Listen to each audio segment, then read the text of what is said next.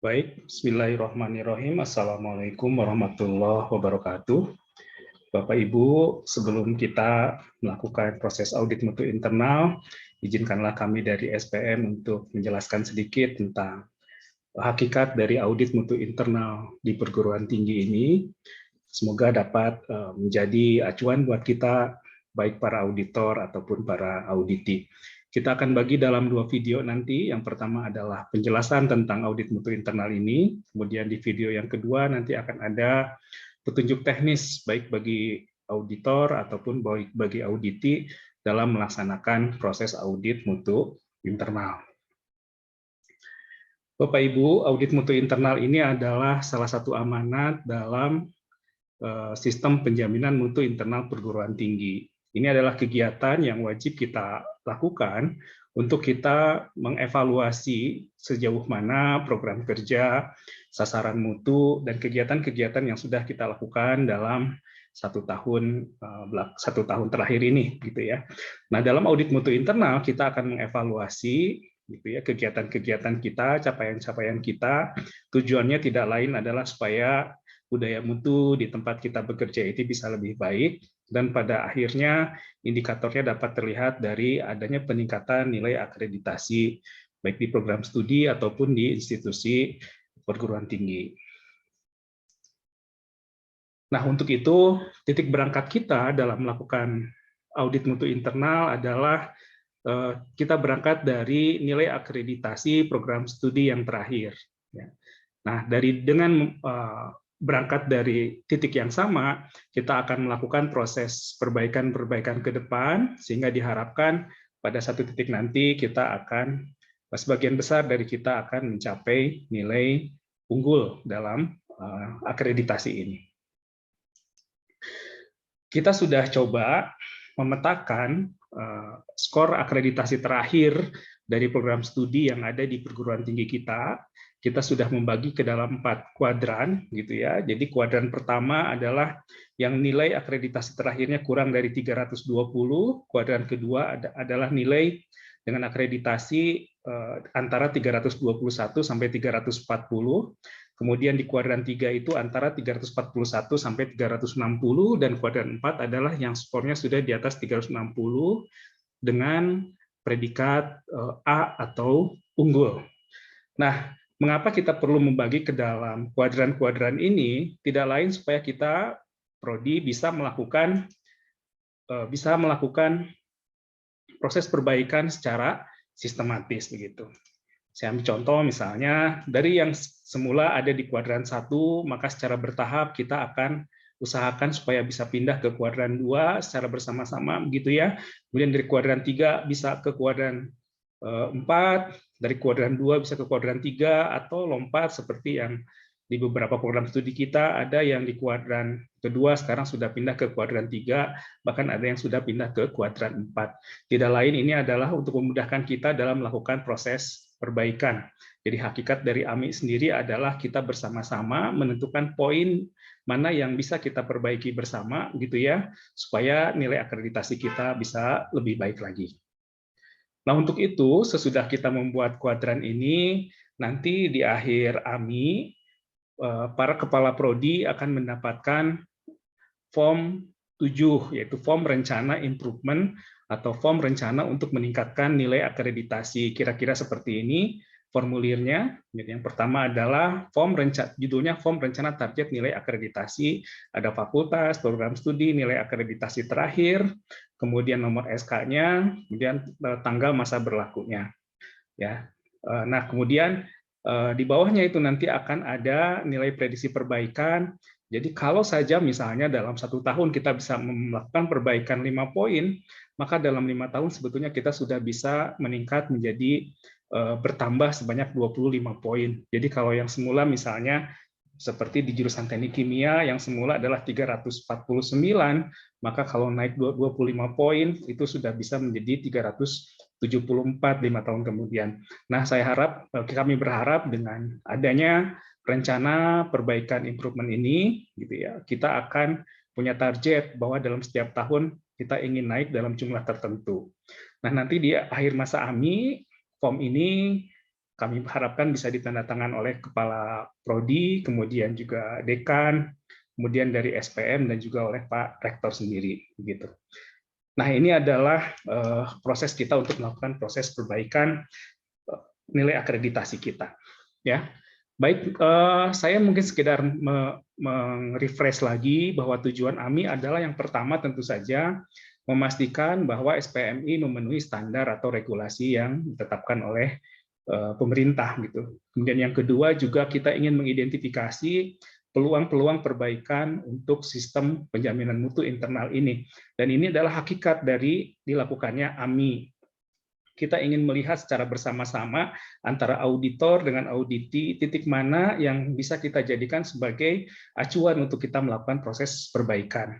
Yang ketiga adalah kita mengevaluasi efektivitas dari penerapan SPMI sendiri, gitu ya. Dan yang keempat adalah memastikan sistem penjaminan, sistem manajemen itu sesuai dengan sasaran atau tujuan yang sudah ditetapkan. Manfaat AMI tentu saja kita sudah sangat pahami. Yang pertama adalah memberikan informasi tentang kesehatan sistem mutu di lembaga kita ini. Yang kedua, mengidentifikasi akar masalah dan merencanakan tindakan korektif serta preventif dengan waktu yang jelas. Jadi nanti antara auditor dengan auditi akan saling berdiskusi mana yang poin-poin mana atau referensi mana atau kriteria mana yang mungkin dirasa masih perlu ditingkatkan di prodi-prodi tertentu, begitu ya. Kemudian berdiskusi antara auditor dan auditi untuk menemukan akar masalahnya, kemudian mengeksekusinya. Dan tentu saja tidak sebatas pada selesai AMI. Dalam AMI mungkin akan sangat terbatas titik-titik mana yang bisa kita improvement, yang kita bisa lakukan improve. Tetapi sesudah AMI kami berharap bahwa para petugas atau para pimpinan di masing-masing unit kerja bisa melakukan proses evaluasi formatif, evaluasi yang melekat pada fungsi pekerjaan kita, gitu ya. Sehingga tadi dalam waktu 1 tahun tadi kita bisa meningkatkan nilai skor akreditasi, tentu yang merupakan indikator bahwa proses perbaikan sudah dilakukan. Yang ketiga adalah alokasi sumber daya telah terbagi dengan optimal, gitu ya, karena kami juga dilakukan untuk unit-unit kerja, baik di sarana ataupun prasarana, kemudian mampu mengidentifikasi dan menghindari masalah yang berpotensi besar. Jadi jika ada sesuatu yang memiliki resiko yang lebih besar, kita bisa segera tangani sejak awal, begitu.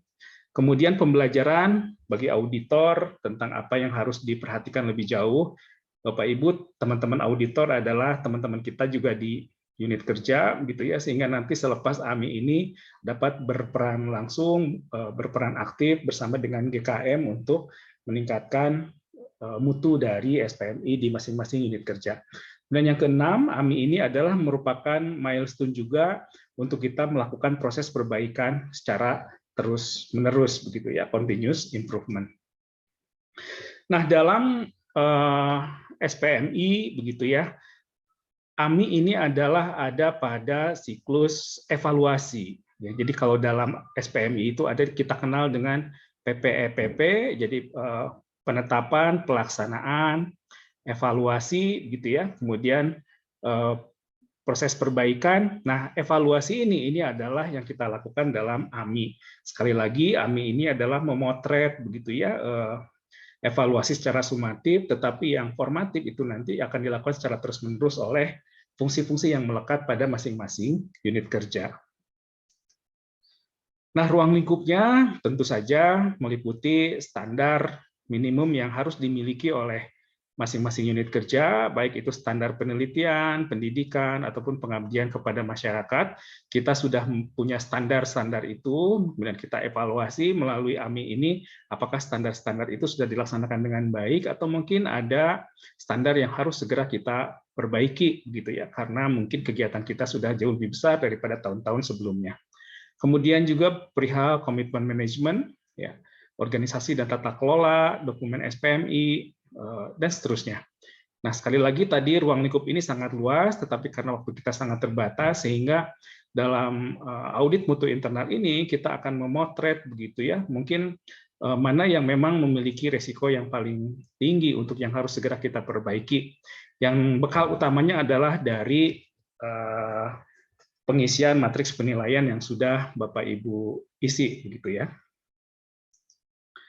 Nah, dalam temuan audit nanti kita mungkin akan menemukan bahwa pelaksanaan standar dikti mungkin sudah mencapai standar perguruan tinggi yang telah kita tetapkan. Jadi nanti ada yang mungkin sudah mencapai standar, ada yang malah melampaui standar, tetapi mungkin ada beberapa yang belum mencapai standar, atau bahkan ada yang menyimpang dari standar. Nah, ini kita perlu mendapatkan informasi ini supaya kita bisa segera melakukan proses perbaikan. Kalau ada yang menyimpang, kita bisa segera kembali ke standar yang ada. Kalau yang belum mencapai, kita cari akar masalahnya kenapa belum tercapai. Mudah-mudahan apa yang dikerjakan di program studi itu sudah mencapai standar perguruan tinggi yang sudah kita tetapkan atau bahkan melampaui. Nah, apapun hasil audit mutu internal kita, gitu ya, maka itu akan kita jadikan sebagai dasar untuk kita melakukan proses perbaikan atau bahkan peningkatan dari standar-standar yang kita punya. Bapak Ibu, hasil AMI bukanlah aib bagi unit kerja, tetapi ini adalah pedoman bagi kita bersama untuk melakukan proses perbaikan. Jadi kami berharap dalam AMI ini kita semua bergembira, baik auditi ataupun auditor. Auditor belajar bagaimana kita mengevaluasi, dan auditi juga mudah-mudahan merasa terbantu oleh adanya auditor tentang poin-poin atau tentang kriteria-kriteria yang harus segera kita lakukan perbaikan. Nah, dalam klasifikasi audit tadi, gitu ya, kita kelompokkan dalam 2 kelompok. Tadi kan ada 4 ya, ada yang mencapai, ada yang melampaui, ada yang belum mencapai, dan ada yang menyimpang.